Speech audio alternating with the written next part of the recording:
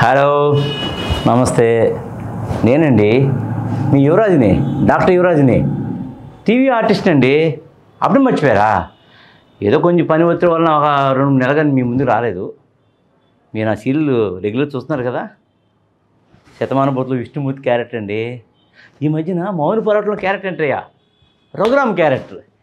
ఇంచుమించు 2 ఒకటే అనుకోండి. 2 నెగిటివ్ క్యారెక్టర్లే. అక్కడ దాంట్లోకి దీంట్లోకి ఏంటంటే చిన్నది ఏంటంటే టైటిల్ మాత్రం మారింది. దాంట్లోని మేనకోడలను కాపాడుతాను, దీంట్లోని మేనకోడలు కాపాడుతాను. ముందు మనం శతమానం గురించి మాట్లాడుకుందాం. శతమానం పోతే ఇప్పుడు 900 ఎపిసోడ్ రీచ్ అయిందండి. మీ అందరి ఆదరణతో ఇంకొక 1000 ఎపిసోడ్ వెళ్తే 1000 రూపీస్ గ్రాండ్ ఫంక్షన్ చేసుకుంటాం.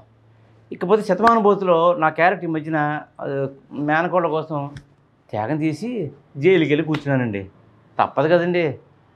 అయినా సరే జైల్లో నుంచి కూడా మా మేనకోళ్ళకి ఏదో తన కాపురం బాగుండాలని ఏదో నా చిన్న బ్రెయిన్ ఏదో ఇస్తున్నాను. ఆమె ఆలోచిస్తుంది, పని చేస్తుంది చేస్తుంది, అన్నీ ఫెయిల్ అవుతున్నాయి. ఇలా కాదని చెప్పి మంచి ఐడియా చేసి నెక్స్ట్ వీక్ ఇంకో పెద్ద ఐడియా చేశానండి. అదేంటి తెలుసా? మీకు తెలిసే ఉంటుంది. వాటికి అప్డేట్లో ఉంటారు కదా మీరు. ఆ ఊర్మిళకి కొడుకు మిస్ అయ్యాడు కదా, ఆ కొడుకు ఎవరు దొరికిపోయాడు. వాడే పార్దు. ఇన్నాళ్ళు కంటి ముందు ఉంటున్న పార్దునే తన కొడుకుని తెలుసుకోలేకపోయింది. కానీ ఇప్పుడు అసలు మొదలైంది. ఎందుకంటే పార్దు వాడి కొడుకు కదా, అందరికి తెలిసిందే కదా. ఇది మళ్ళీ ఇద్దరి మధ్యన ఊర్మిళకి వాళ్ళ అన్నకి గొడవ మొదలైంది. సో ఇలా పోతా ఉందనుకోండి, ఇంకో 1000 ఎపిసోడ్ కళ్ళు మూసుకుంటే అది దారిపోద్ది. మీ ఆదరణ ఉంటే అది 2000 కూడా దాటుతుంది. ఇక నేనంటారా, బయటకు వస్తుందో తెలియదు, కానీ లోపల మాత్రం అప్పుడప్పుడు మిమ్మల్ని హాయిని పలకిస్తుంటాను.